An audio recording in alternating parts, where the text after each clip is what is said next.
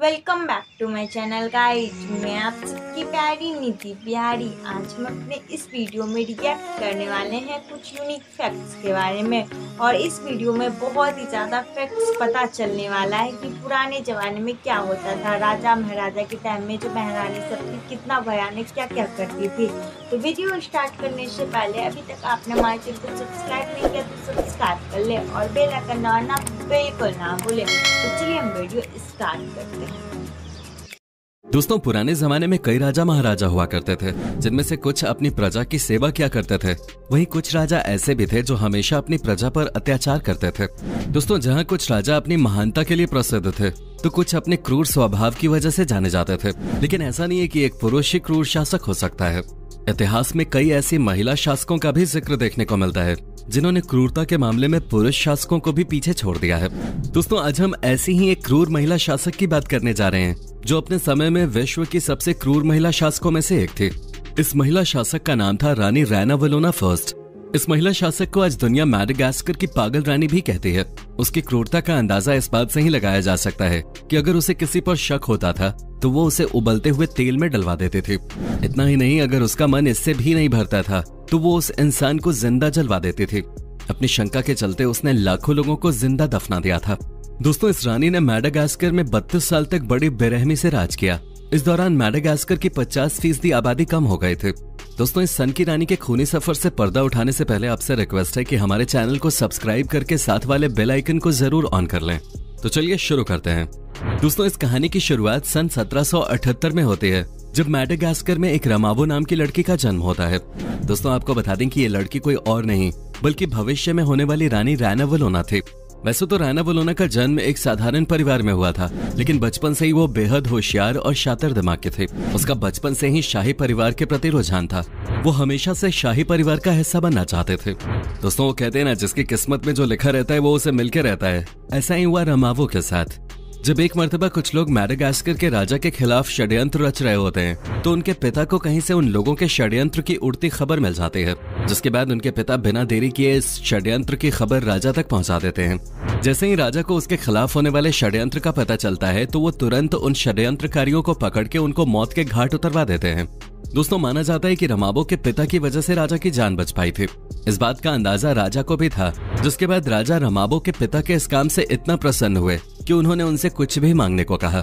जिसके बाद रमावो के पिता ने अपनी बेटी के बचपन के सपने को पूरा करने की इच्छा राजा के सामने रखी। राजा ने भी खुशी खुशी उसके पिता की इच्छा पूरी करते हुए अपने बेटे प्रिंस रदामा फर्स्ट की शादी उसकी बेटी रमावो से करने का ऐलान कर दिया। और तो और उन्होंने ये भी ऐलान किया कि भविष्य में प्रिंस रडामा की भले ही कितनी भी और औरतों के साथ शादी हो जाए, लेकिन मुख्य पत्नी रमावो ही रहेंगी। यानी कि प्रिंस रडामा और रमावो से होने वाली संतान ही भविष्य में मैडागास्कर की राजगद्दी पर बैठेगी। दोस्तों, जब 1810 में राजा की मृत्यु हुई तो उसके बाद उनका बेटा प्रिंस रडामा राजा बन गया और उसकी मुख्य पत्नी रमावो महारानी बन गई। हालांकि उस समय मैडागास्कर में राजा बनने के लिए एक रिवाज को पूरा करना पड़ता था, जिसके तहत राजा बनने से पहले आपको अपने विरोधियों को जान से मारना पड़ता था, तभी जाकर आप राजा बन सकते थे। ठीक ऐसा ही करना पड़ा प्रिंस रडामा को। उसने बिना कुछ सोचे समझे अपने दुश्मनों को मौत के घाट उतार दिया। लेकिन वो ये भूल गए कि जिन कुछ लोगों को वो अपना दुश्मन मानते थे उनमें से कुछ उनकी पत्नी के करीबी भी थे। अपने दुश्मनों को मारने के बाद प्रिंस रडामा राजा तो बन गए, लेकिन उनके और उनकी पत्नी के बीच एक दूसरे को लेकर मनमुटाव चालू हो गया, जिसके बाद वो एक दूसरे से दूर होते चले गए। जिसका नतीजा ये हुआ कि कहने को तो रमावो सभी रानियों में सबसे बड़ी रानी थी, लेकिन उसके पति के द्वारा कभी उसे पत्नी का सुख नहीं मिला, जिसके कारण उसकी कोई भी संतान नहीं हुई।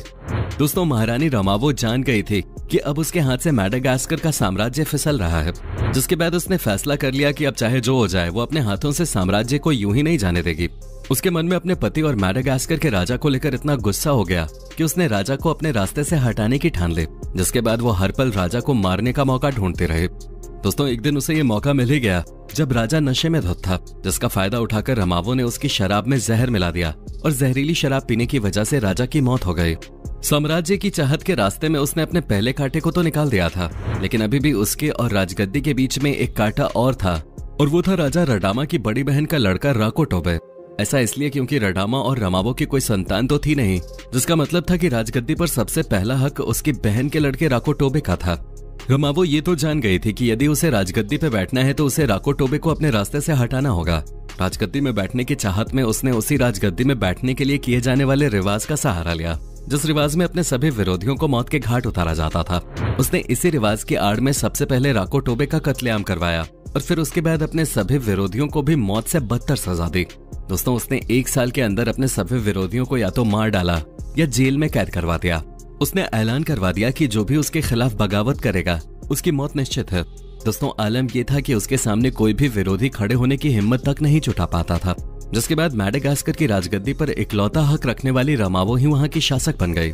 साम्राज्य को अपने हाथ में लेने के बाद रमावो ने अपना नाम रैना वलोना रख लिया। कहते हैं कि मैडागास्कर की वो पहली महिला शासक थी। दोस्तों, यही वो दौर था जब मैडागास्कर के खूनी इतिहास के 30 साल का सफर शुरू हुआ था। राजगद्दी पर बैठते ही उसने सबसे पहले यूरोप से सभी तरह के रिश्ते तोड़ दिए और मैडागास्कर में रहने वाले सभी यूरोपियंस को अपने देश वापस जाने का फरमान सुना दिया। दोस्तों, बताया जाता है कि रानी रैना वलोना यूरोप के कट्टर विरोधी थे। उसका मानना था कि यदि मैडागास्कर में यूरोपियन लोगों को आने से नहीं रोका गया तो वो दिन दूर नहीं जब मैडागास्कर उसी का एक हिस्सा बन जाएगा। रैना वलोना के इस कदम के बाद सभी यूरोपियन देशों ने मैडागास्कर की रानी रैना वलोना को सबक सिखाने की ठान ली, जिसके बाद यूरोप के सबसे ताकतवर देश फ्रांस ने मैडागास्कर पर हमला कर दिया। दोस्तों, आपको बता दें कि फ्रांस के सैनिक जब मैडागास्कर की ओर बढ़ रहे थे तब वहीं के मैदानी इलाकों में उनके सैनिकों की एक रहस्यमयी तरीके से मौत होने लगी, जिसके कारण फ्रांस की सेना की युद्ध में बुरी तरह से हार हुई।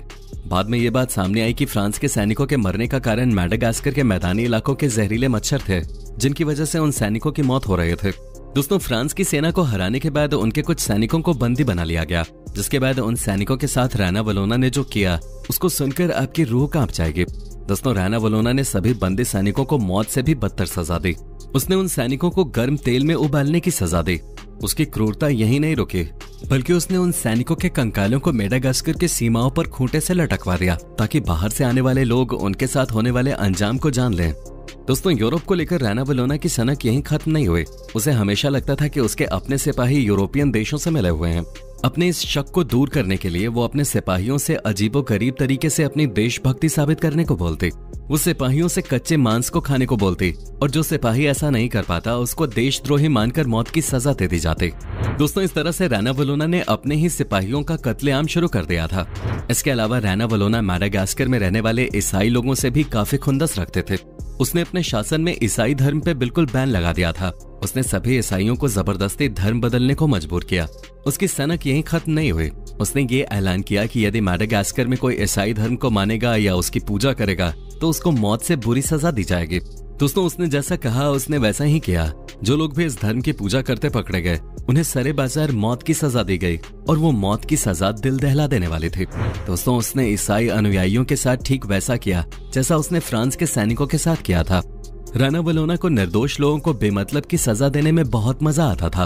उसकी क्रूरता का आलम यह था कि लोग अब उसे मैडागास्कर की पागल रानी कहने लगे थे, जो किसी को मारने से पहले एक मर्तबा भी नहीं सोचते थे। दोस्तों, मैडागास्कर के लोगों ने अब तक इस पागल रानी के डर के साये में रहना सीख लिया था। जैसे जैसे समय बीता वैसे वैसे इस पागल रानी की क्रूरता के कई किस्से सामने आने लगे। उनमें से एक ये था कि उसने अपने सैनिकों को कुछ भी करने की आजादी दे दी थी। हर तरह की आजादी मिलने के बाद वहाँ के सैनिक ही वहाँ के लोगों के लिए राक्षस बन गए थे। उनका जब जी करता वो तब किसी को भी लूट लेते, जब मन करता तब किसी को भी जान से मार देते। वहाँ की प्रजा चाहकर भी रानी के इन जुल्मों की शिकायत नहीं कर सकते थे, क्योंकि पागल रानी की नजर में ये कोई अपराध नहीं था। दोस्तों, धीरे धीरे समय बीता और अब रानी रैना वलोना बूढ़ी हो चुकी थी। तब तक उसके जुल्मों और अत्याचारों से कई लोग मैडागास्कर को छोड़कर चले गए और जो बच गए उनमें से आधे मारे गए। बाकी के लोग रानी और उसके सैनिकों के जुल्मों का शिकार होते रहे। दोस्तों, आखिरकार वो दिन भी आ गया जब मैडागास्कर के लोगों को रैना वलोना के 33 सालों की क्रूरता से छुटकारा मिला, जब 16 अगस्त 1861 के दिन रानी रैना वलोना की मौत हो गई, जिसके बाद धीरे धीरे वहाँ के लोगों का जीवन सुधरने लगा। लेकिन आज भी मैडागास्कर के लोग रैना वलोना का नाम सुनते ही कांप जाते हैं। तो दोस्तों, इस सरफरी और सन की रानी की खौफनाक दास्तान सुनकर आपको कैसा लगा, हमें कमेंट करके जरूर बताएं। वीडियो पसंद आई हो तो वीडियो को लाइक करके अपने दोस्तों के साथ शेयर करना ना भूलें, धन्यवाद। वाओ, ये जो वीडियो था ना बहुत ही इंटरेस्टिंग था और ये जो फैक्ट्स था ना बहुत ही भयानक था, बहुत ही ज़्यादा डरावना था कि पहले टाइम में किस टाइप का होता था, किस टाइप की रानी महारानी सब होती थी और अपना शासन चलाती थी। और एक बात है कि पहले ज़माने में ऐसा होता था कि राजा महाराजा के टाइम में एक गद्दी के लिए ना वो सब बहुत बड़ा युद्ध कर लेते थे, बहुत ही ज़्यादा भयानक युद्ध होता था, बहुत ही ज़्यादा। और ये फैक्ट जो था ना बहुत ही राइट था, बहुत ही ज़्यादा मज़ा आया। ये फैक्ट सब जो था बहुत ही इंटरेस्टिंग था और मुझे इनका वीडियो, हर एक वीडियो बहुत ही इंटरेस्टिंग लगता है और बहुत ही ज़्यादा मज़ा आता है। तो मुझे ये सब फैक्ट्स जान के बहुत ही ज़्यादा मज़ा, बहुत ही इंटरेस्टिंग था। और आपको ये फैक्ट्स जानकर कैसा लगा आप हमें कमेंट सेक्शन में ज़रूर बताएं। और हाँ, आप हमें कमेंट सेक्शन में ये भी बताएं कि आपको नेक्स्ट रिएक्शन वीडियो किस पर चाहिए। अगर आपको ये वीडियो पसंद आया हो तो वीडियो को लाइक कर दे। अगर आप हमारे चैनल पर नए हो तो चैनल को सब्सक्राइब कर ले और बेल आइकन दबाना बिल्कुल ना भूलें। हम मिलते हैं अपने नेक्स्ट वीडियो में, तब तक के लिए बाय।